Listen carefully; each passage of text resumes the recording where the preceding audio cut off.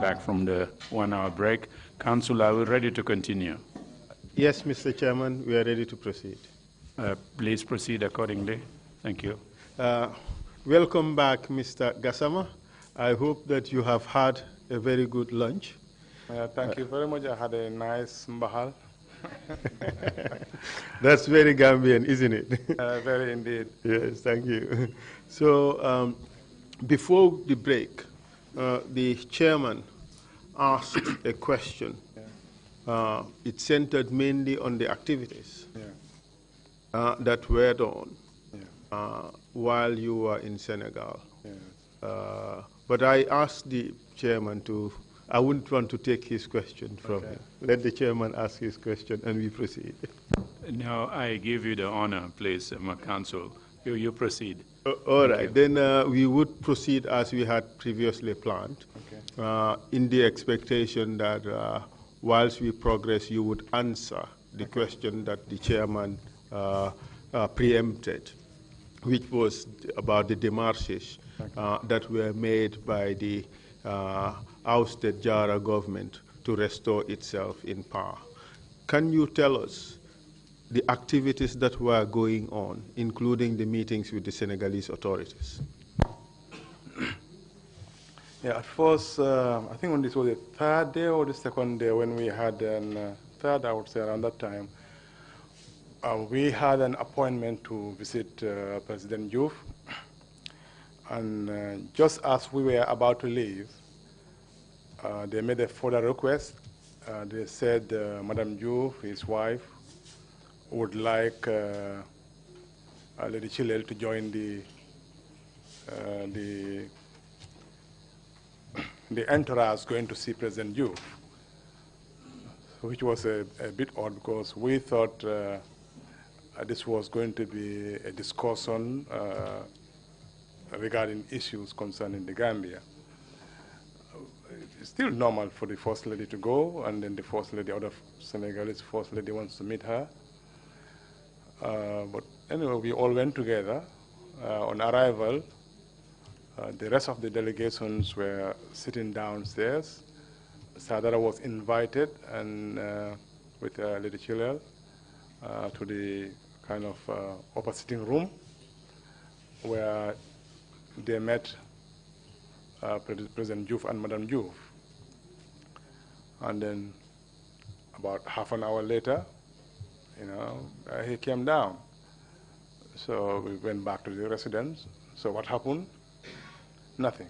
No discussion as far as the Gambian situation is concerned. It was like a courtesy call, so to speak. But how do you know there was no discussion about the Gambian situation? When we learned that when we get back to the residence, we'll brief everybody what had happened at the State House. Is what Sadara reported. He wouldn't allow to be on one-to-one with him. It seems like he is sticking to that condition. To me, maybe he's construed as if he's discussing anything on the Gambia, he's trying to get back to the Gambia. But that was the conditionality given for us going down there in Senegal. So he wouldn't discuss whatsoever any issue regarding Gambia. While we were downstairs, though, I think Kaba Bajo had a conversation with, by this time he was still there, hasn't left. Then I think General One wanted to know the type of personality Yajame was.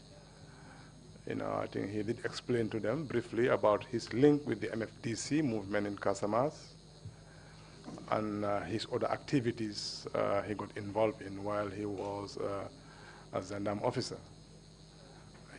So Kaba kind of briefed General One. So that was it. What position did General One hold at the time? I think he was the ADC. Yeah, he was the ADC to... ADC, the rank of general?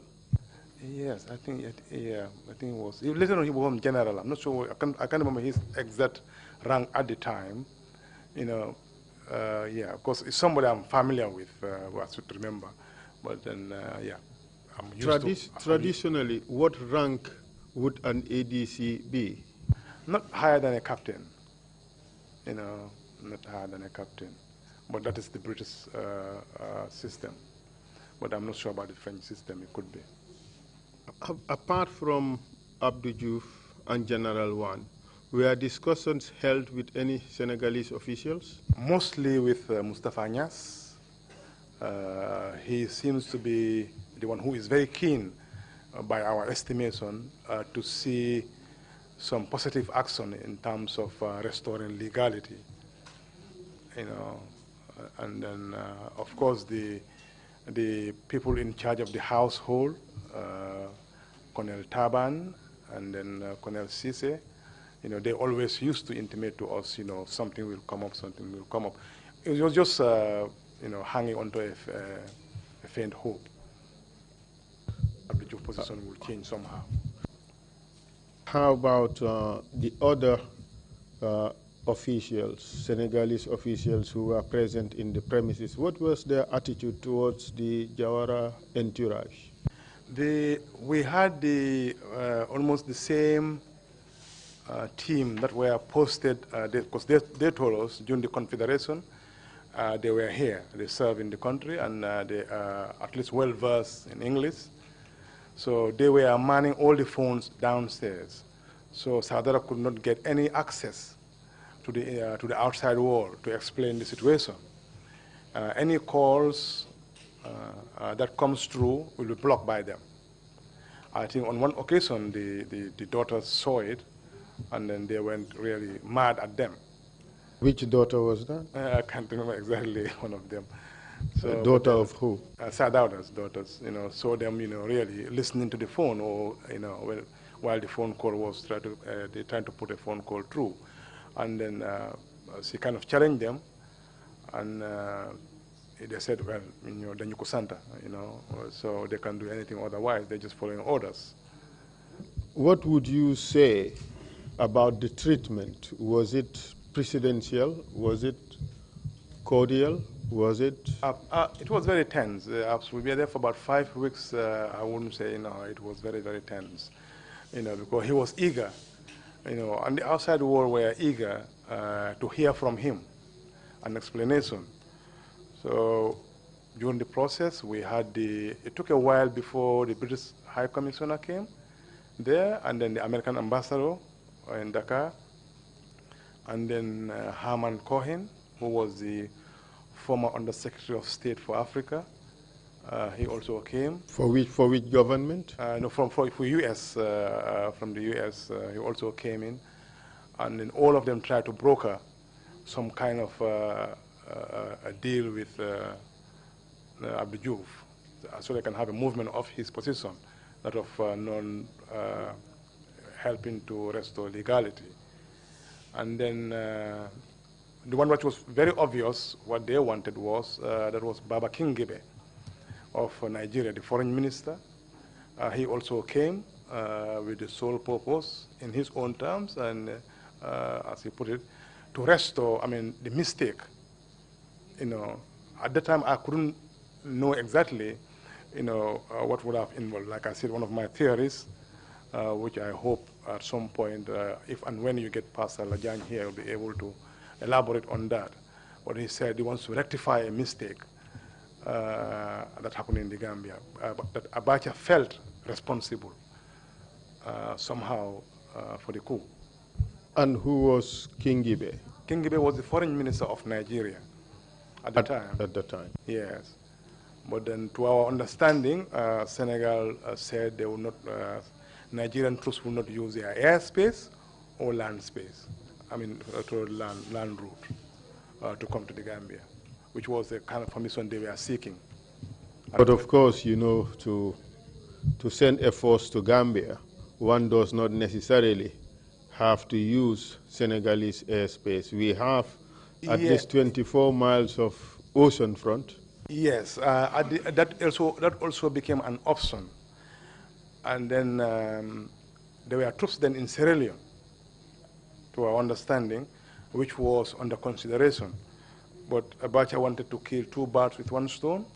He was already on the bad books of the British regarding what he did. I think it was to Abiola and Ken Sarawiwa. But I think they kind of had sanctions on him. But he wants to tie whatever he's done for the British to lift that either sanctions or to endorse him. Because that's what we understand was the stumbling block for the sea route thing. Because he changed somehow. He wanted to tie his help so that these people endorse him, so he can be looked as the good guy. But the British will not talk to him, nor will the Americans. All this thing was happening while you were in Dakar? In Dakar, yes. And what was the situation with regards to Sadauda? Did he have freedom of movement while he was in Dakar? I don't think he had any desire to go. And the only place he went to was to my auntie, who was cooking for us. That was towards the end, just to thank her. So she was the one cooking for us every day. So we see him and Lady Chilel went in person to visit her, and then just to thank her for all the service she rendered to us while we are staying in Dakar. But he didn't have any stomach to go anywhere. I don't think they would have stopped him going anywhere, because where would he go? He was more interested in communicating, and that was denied him. You mean communication with the outside world? The outside world, yeah. Was what?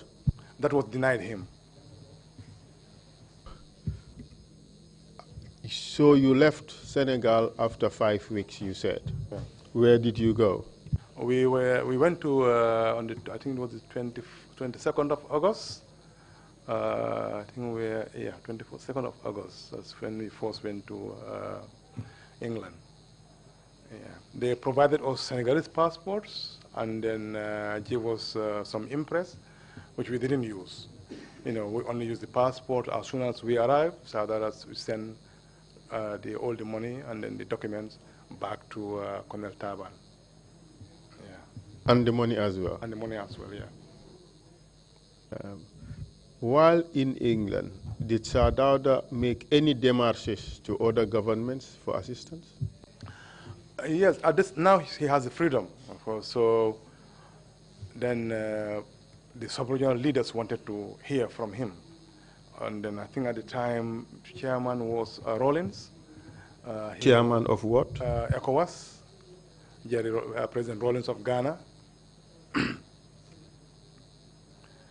He was the first to invite us. And then they provided the fare, and then so we had to go there. So we went to meet him to explain the situation, what happened in the Gambia. Did you attend that meeting? Yes, I was there at that meeting, and then during the meeting, President Rawlins said, he told Sir Dawda when Sana Sabali and Co came here, I tried to tell them, you will have a hard time convincing the world that this man is what you're claiming him to be, because we all know him. That was his, this thing, but Sir Dawda was very categorical in his condemnation of all coups, whatever. I remember he particularly cited he was saying that Africa had fought for the freedom of Nelson Mandela. He thought that would have been the drawing line, that Africa should have moved forward by now, but we're still mired in this coup. That made the President Rawlins very defensive. As we say, chief, chief, he can hit the table, So he told me, I understand him, that's what he does all the time anyway. He hits the table, so chief, what happened in Ghana is different from the Gambia. We all accept that. In other words, trying to rationalize why he had a coup in Ghana. But Sir Dawda was categorical. So the Ghana press was waiting, so he asked him to write a press statement. But he said, I want to see. He wanted to see Sir Dawda's press statement before he releases to the journalists. He wrote it, and when he saw it, he said, no, you can't say this. If you say this, you'll put me in trouble. Do you know what Sir Dawda said in well, that statement? I cannot say I only know the conversation, but I know it will be knowing him, it will be in his line of condemnation of all coups. It was very strongly worded, and then Rawlins said if he utters that, to the press, he'll be in trouble. So they agreed to disagree. There was no press conference. Then he gave us a flight to go and meet Abacha. Abacha? Abacha, yeah. In which country? In Nigeria. He was then the president in Nigeria. And what happened there?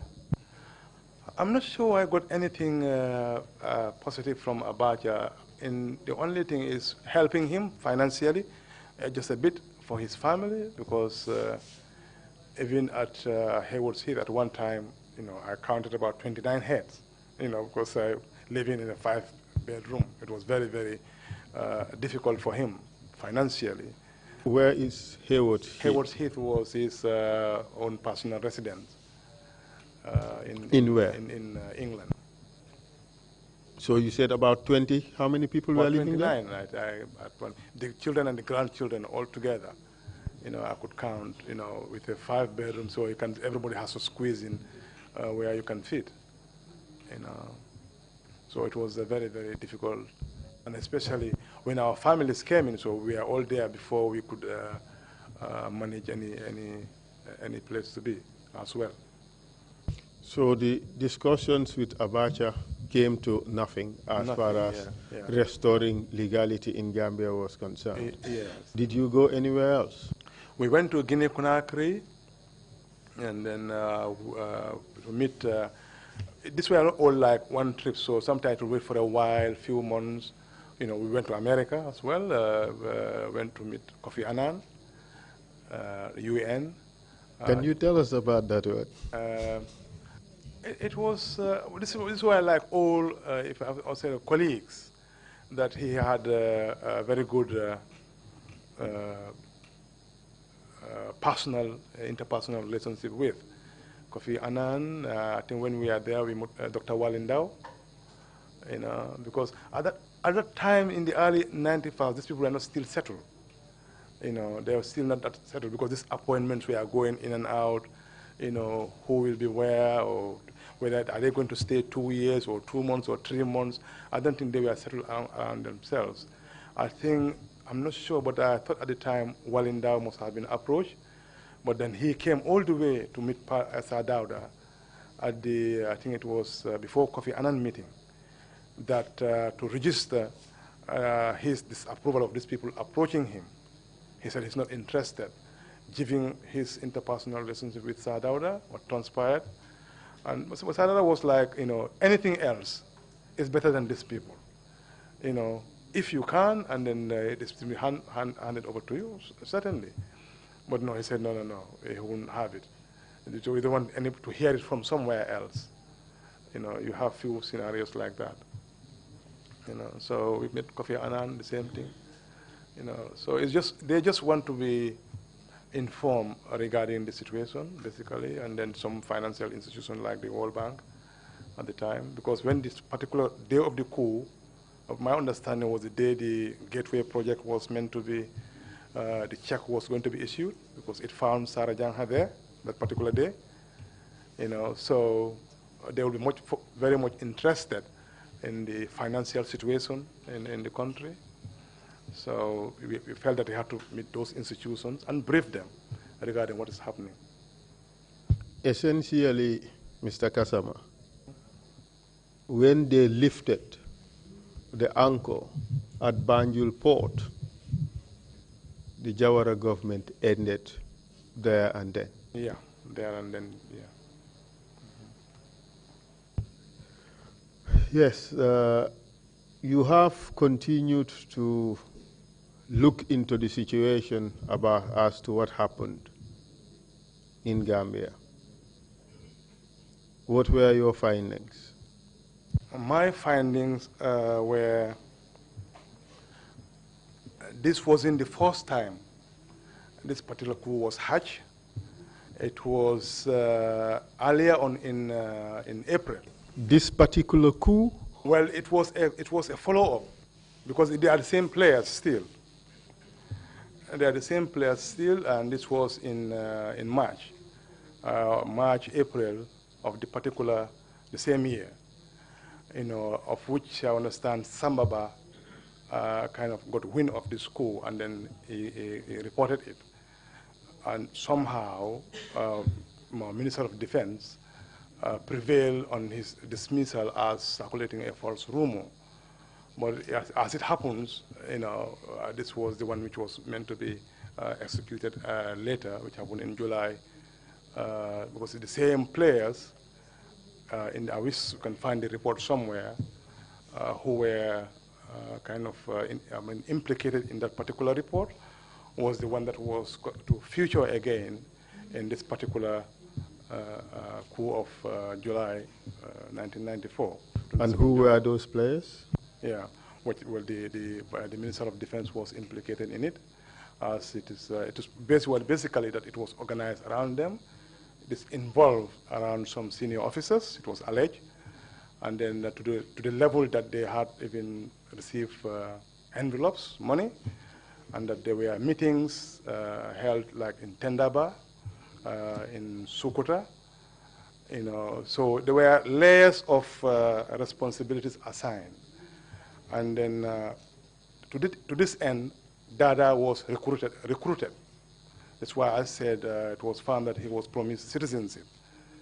And then had he, whoever, the head is, had succeeded, so that he would stay. He didn't want to, he was hell-bent on not going back to Nigeria. And Mr. Kasama, of course, you would be asked, what is your basis of knowledge? Well, this is where I said the person who would be a first-hand information on this would be Pastor Lajani, because he was involved in the traveling, and then if he's here, and I understand you've contacted him. At what point, any other point, he'll be able to clarify because he has a personal involvement, and then as far as the personal knowledge of who received what, from whom.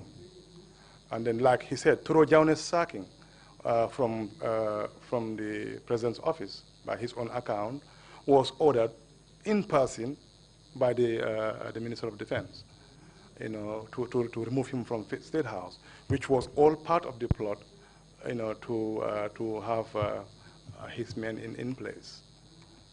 Yeah. Well, you have not answered the question about your basis of knowledge. Is it hearsay, or is it a first-hand account? No, he told me, he informed me, so I would say for him it's a first-hand account because he got involved. But for you, it's a second-hand account. Secondary information, yes. So that's why I say allegedly. And of course, you would agree that this is yet another theory about coup, and those coups never happened. Yes. And tell me whether the 4 lieutenants who carried out the July 22nd coup d'etat were also allegedly part of that so-called group that was to carry out a coup in April or March? No, they were not, but still within the same principle when it comes to the second coup as well. Can you explain that? Yeah. Explain that. You said it's still within the same principle. Yeah. Basically our Ministry of Defense, so this is where both have in terms of having meetings, in terms of receiving money, yes, from the Vice President, as was alleged. So this who was giving money to who and for what? Claim that it comes from the Vice President to Yahya Jammeh, and therefore for the 4 of them. Not only the 4, but I also understand that there are some senior officers who are also involved as well. But of course, it is patently clear that the Vice President and the Minister of Defense received no benefit. At least outwardly, he received no benefit whatsoever from the coup. Yeah, correct? That's why I said allegedly. And if anything, he lost mightily, correct? Yeah, well, sometimes you don't have the intended consequences when you start something else, because you never know the nature of the beast. You started something else. What is going to amount to or result to may not necessarily be to your own design. But that is speculation under the circumstances. It's speculative, isn't it? Well, yeah, it doesn't still negate the fact that if there were eyewitnesses like I myself and some of my colleagues, they are soldiers. Had it been a court sitting, who would be prepared to come in person to testify. Well, this level. So they are the ones. That's what I'm saying. They are the ones who were very vehemently sure of these particular connections and the meetings that have happened, like even in Minte's account of the Nigerian officers bringing these junior officers to them, showing them virtually the route and how to go about it, something like that. If Dada's connection is certified, that way they will understand why these 4 would be having regular meetings at their mess while they're showing them exactly what to do. I'm sure when my other colleague comes in, I'm just fleshing out the bones, but he will put the meat onto it more than well, he's more conversant with this particular scenario vis-a-vis this 4 or any link to the Ministry of Defense. It is interesting, but by no means compelling in terms of the quality of the evidence. You agree? Yes, absolutely. So I have no further questions, Mr. Chair. I cede the floor to the commissioners to ask the questions that they wish. And afterwards, Mr. Kasama, you'd be given an opportunity to say a few words, and we keep it short. Thank you. Okay. Thank you very much, my counsel, and thank you very much, Mr. Kasama. Any questions from members of the Commission? Commissioner Kinte, you have the floor. Commissioner Kinte, I remember you said something ridiculed you. Shehu Sabali lost his relative and went on funeral. It appeared if he would be so early at State House by 7, Yes. that would be too early, for example, to have been there. Yeah, it was possible within his scope at the time that he could use Farafenye, even influence the ferry to walk up to 10 so that he crosses. But indeed, in validating your point, if he had done that, and these things were already unripe, the rumors and indicators, I thought he would have first met Jawara than any other thing in the morning. Yeah. Not to meet the Americans and the exercise team. You don't talk about exercise when already your house is under fire. You first settle that. So even if he had succeeded in coming, like your indication could have been that he may not have gone at all. Yeah.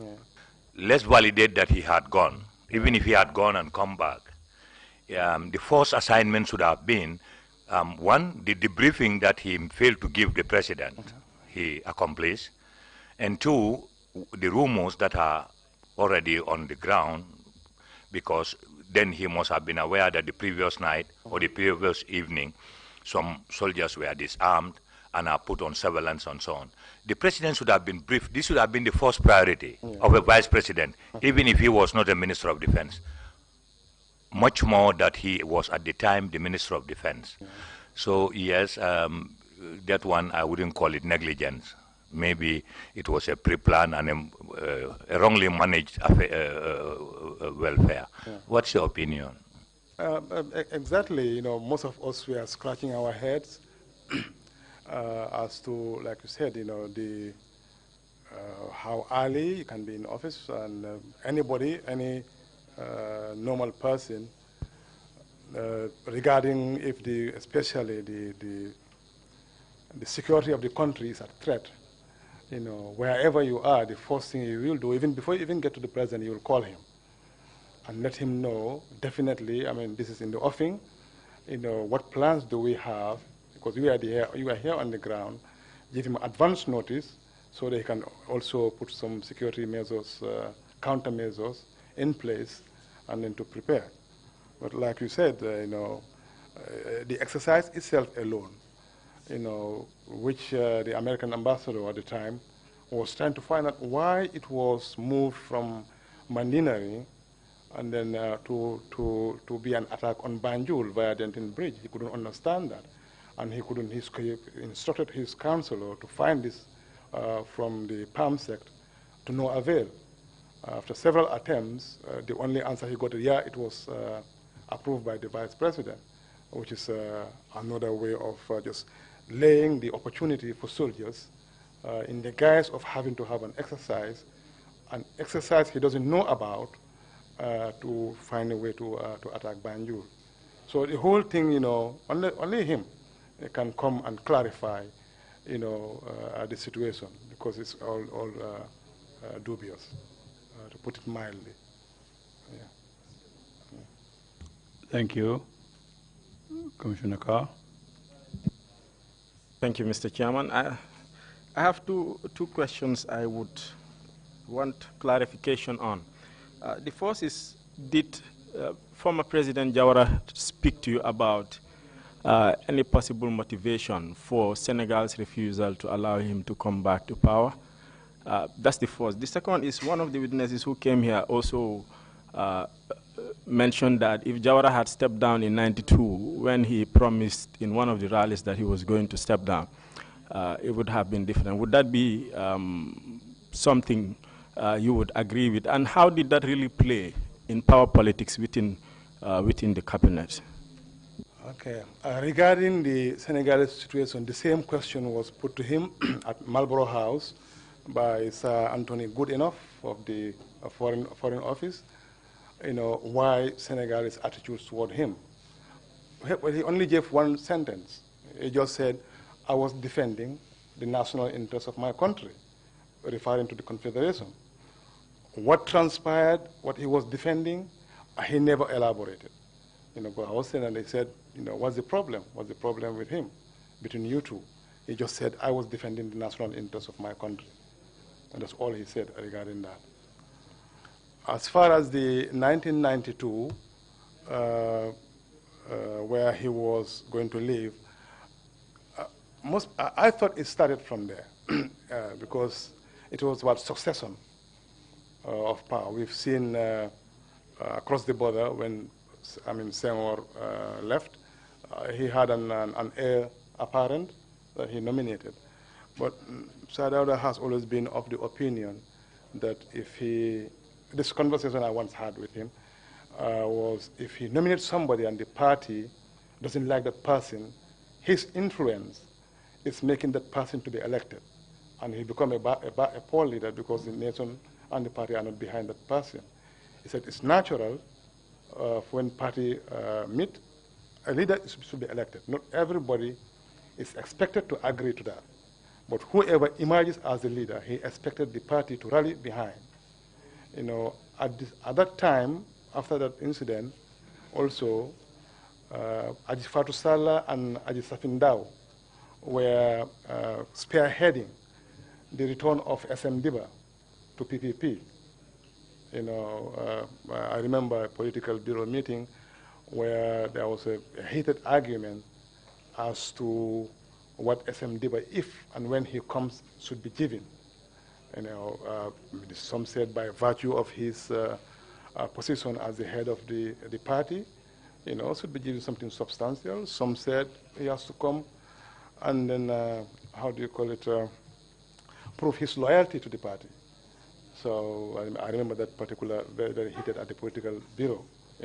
I'm just like a soldier, I'm not a politician, but I just for somebody, I'm observing from at a distance.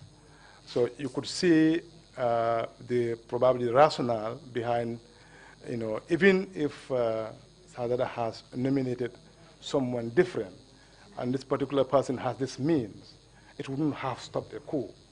Because if their personal ambition is either by hook or crook, I want to be the leader of this country, they will use whatever means, if it's available to them. And then what the army was at the time was infested by surrogates, that they selected, implanted them into the army. Some things that are warned against. I came to understand at a cabinet meeting at the inception of the army. But then this has been going on. Which he became clear after that 1992 incident. So I'm not sure whether appointing someone would have prevented, if it is not the person who wants to be, wasn't elected to leave. So with or without that, some people have some ulterior motives, and they had the means, they will do it. Final question. Did Sadauda have any retirement plan? What was his? That was his final. That's definitely, to me, that was his final term. He wasn't going to stand and all that. That was after the 1992, the next one is not going to contest the election. He was going to leave.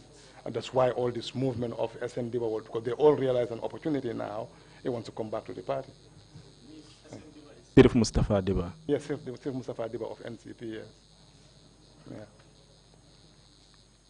Thank you very much. If there are no further questions, Imam C, sorry. Imam C, thank you, Gassama. We thank you for the clarifications you've given. We thank you so much.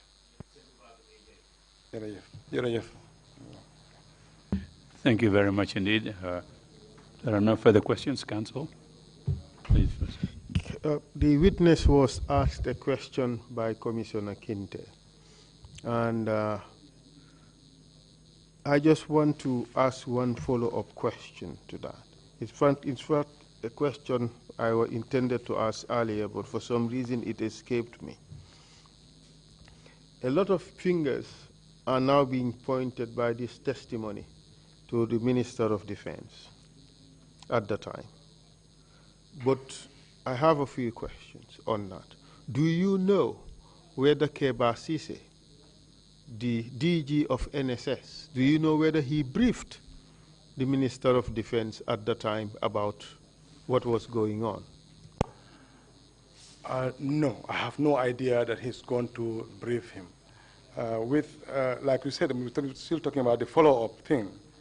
With my conversation with Daba Marina, the late Daba Marina, was Keba knew. He knew everything as far as this thing is concerned. Of course, if my colleague comes to testify, you would know exactly from where this statement is coming from. He will put more. I agree with that. That is an important piece of information. Yeah.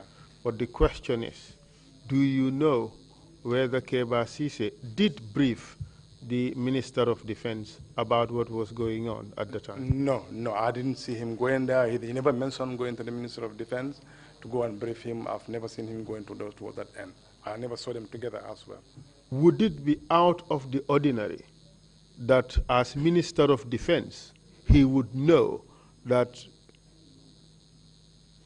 extraordinary things or disturbances were happening in the military barracks, correct? Yes, because it's his whole responsibility. He is in charge of the entire defense of the country. So therefore, the fact that he knew that something was happening in the barracks would not be surprising, correct? No. Thank you. Thank you very much. Mr. Kazama, would you have any concluding remarks to make? Yes. Please proceed. Some of my colleagues, I listened to them, their testimonies here. And then this theory was put forward that their intention was 3 months, and then they will just hand over to civil rule. Following the the thread of comments around social media and everything, some people think that's a kind of a laudable thing. I always say a function of intellect in anything, is advisory. It's advisory because you have the data, that you assess the data, and that will inform your decision to act.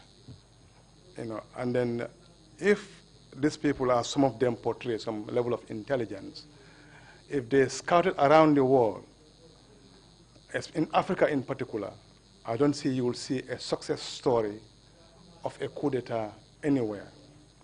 If you go beyond all the pomp and ceremony and all the rhetoric, and you go to the specificity of their policy positions, by and large, they end up wrecking the economy of that particular country. Not talking about the havoc they wreak on the families and the lives of the citizens of those countries. So to try to dress it in such a nice way as our intention was only 3 months, to me, is a complete defect in if they had any modicum of intelligence. Anybody tells you, even for a day, because you are carrying out an act whose consequences, the consequences you cannot control, you don't know where you're going to, and then the people you are going to put in power anyway, they did not have the mandate. To me, it is the most cowardly act, because you find yourself, you cannot talk to the people and convince them. If you want to be a politician, talk to the people and convince them that you want them to vote for you and elect you to be in a position of leader by your agenda, by your ideology. But the thing that you have to do it by the power of, a barrel of a gun, to me, I think it's very, is the wrong thing to do in any circumstances.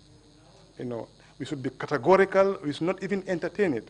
We should not try to sanitize it or even try to rationalize it. And then these people, because I've seen some people who say, oh, they are heroes. Whenever I see that, I feel sad. Because some very good soldiers.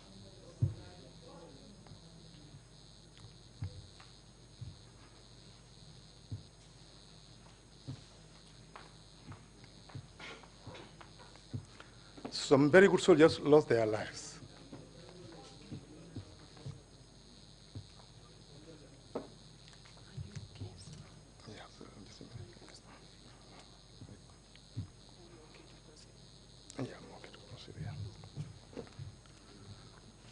I'm just reminded when we send soldiers to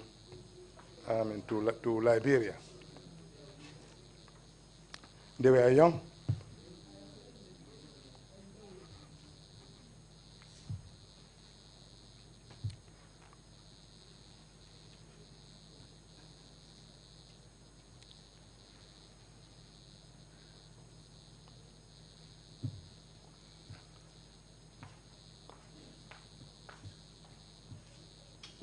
Excuse me, sir.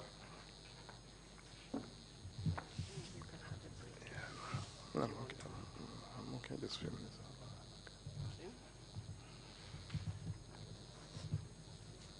Okay. We'll suspend the meeting for about 5 minutes.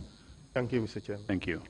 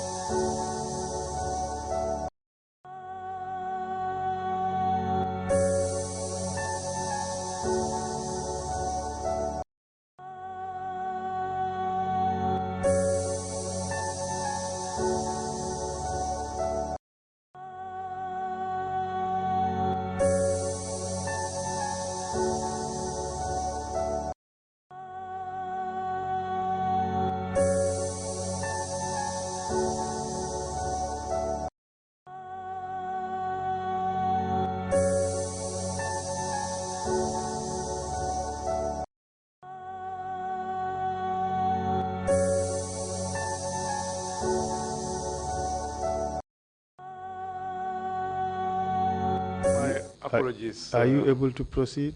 Yes, please. My apologies for that. It's just that we had a very close bonding. You know, in my time, even my 5 years away from the camp, it was like I never left. You know,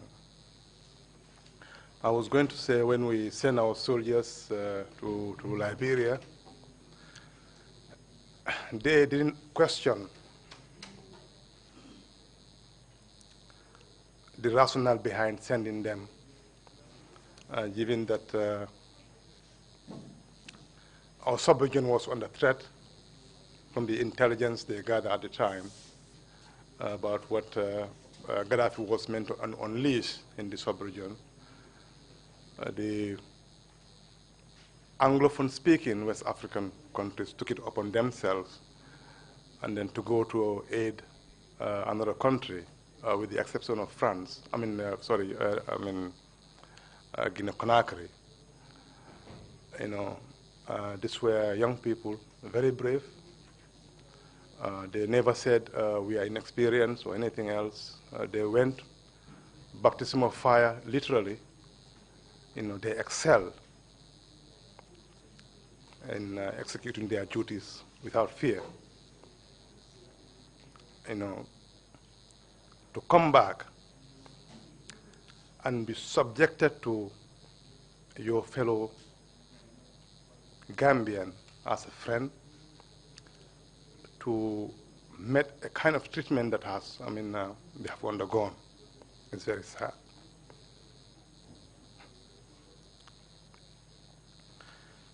Anyway, that's what I wanted to say about them. You know, we don't want to see that ever happening in this country again. We all want to forgive. We all say it's the Gambian character, the Maslaha culture.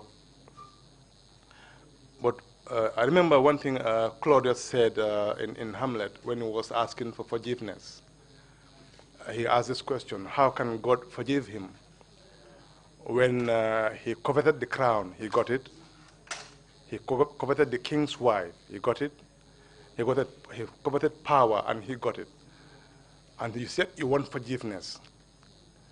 By that I mean those people who are still in position of influence within our current government, having meted this kind of either by torture, as the Quran says, torture is even worse than murder, and to see them still serving, to me, that's not something that's going to encourage reconciliation. We want to forgive, but we cannot forgive and then expect you to carry on the benefits of what you've gained by virtue of the position you hold now, when the rest of these families, victims' families, are languishing and they are struggling. And then we say, because of our Maslaha culture, forgive them. And they still maintain that position within the government, whether here or abroad or in any diplomatic career. I think, to me, that is wrong. That is something that we don't have to wait for the completion of this particular commission. That one, at the bare minimum, should be relieved of their duties. You know, we're not accusing, we're not saying try them. At one time, these were our brothers, very good brothers at that. You want to be able to say, we forgive you, meet you, you know, but you cannot come and commit all those things, and you still want to maintain those positions, especially within the army itself. You know, I think that one is something that definitely the whole nation need to speak out on that particular one. Okay. The other thing I wanted to address was, this goes to our religious colleagues here. What made us all sit down here looking after the human rights violation issues or be it the Constitution, or be it to my, be it our sovereignty. To me, to my understanding, we owe a lot to our religious scholars we had before, starting from either from Al-Kindi, Ibn Sina, Imam Malik or Imam Ghazal, Ibn Rushd. On the Christian side, you have St. Ambrose, St. Augustine, St. Thomas and Aquinas. You know, these were all influential philosophers that came to shape the society. Even people like, through their scholastic training, gave us what we are now trying to fight for, either human rights or to establish our own sovereignty. And I think what had happened here, our religion, they are meant to be our internal moral legislatures, in showing not only philosophically, but in showing be our moral compass. But what had happened in the 22 years, it's very sad to say, we've seen people do certain things bad, and then we excuse it in the form of, how would I call it, causal determinism. That's something that God has ordained. You know, we have to decide either to be a nation of laws, you know, anybody, there's a point of responsibility where you must be responsible for your actions. You cannot excuse everything to either biological determinism, as I've seen some people do. It's happened X place, Y place, so therefore it's okay, or somehow alluding to that if it happens here. Or it's something ordained by God. We all know that's not true. You know, I think we need our religious leaders, these two great religions, you know, to step forward. It might not be popular, but anytime something is wrong in society, for them to speak out. Okay. To our politicians, Rome was not built in a day. You know, in Europe, they had about 100 years war. In Britain, about 35 years war. And still 2 years we have Brexit. We couldn't get it right. We don't expect any political party to come and get everything right at the first go. What we must never try to do, to have a shortcut by thinking that by influencing the army to help you in your own project, is your quickest way to success. That's always, and to me, a route for disaster. And it will take, like Honorable MC Cham said here, 50 years or so, you set back to recover. You know, the emotional scar alone, you know, will take, God knows, decades for us to recover from. You know, politicians should be mindful of what they say. People who join the army, for us, we never coveted anything from anybody. It's just to serve your nation. That's all we wanted to do. Because we're talking about sector reforms. You know, buying the loyalty of the army, it never works in any country. In fact, statistics have shown the more you spend to buy the upper echelon of the army, the more likelihood you'll be overthrown. Because at some point, the highest bidder will come. Army is meant to believe in your values, in your standards, in the ethos of the country, selflessly serving, without looking for any riches. This is what I know to be the army. I think I'll end it here. Thank you very much. Thank you very much, Mr. Gassama. Thank you very much, Mr. Kazama, for those very wise words. And a special thanks really to you for having traveled thousands of miles to come and assist them at this commission in creating a historical record of what happened in 22 years 1994 to 2017. Your contribution covers the phase that sets the context in which those 22 years of violations really happened. It's a vital part of our exercise, and we want to thank you enormously for coming all the way here to testify before this commission. If there are no questions, thank you very much indeed. See what? No further questions for the witness, Mr. Chairman, except that I would wish to put in the list of those who are on board the ship as an exhibit to be exhibit number 25, 0025. With your indulgence, Mr. Chair, we add this document on the record. Thank you. Request granted. Thank you. Thank you very much, indeed. And the Commission is not meeting tomorrow. We have other functions to carry out, but we will meet here again. The next public hearing would be on Tuesday, Monday being a public holiday, Independence Day. If there are no further questions or points to make, we would end the day today and wish you all happy Independence Day and a good weekend. The meeting is adjourned. Thank you.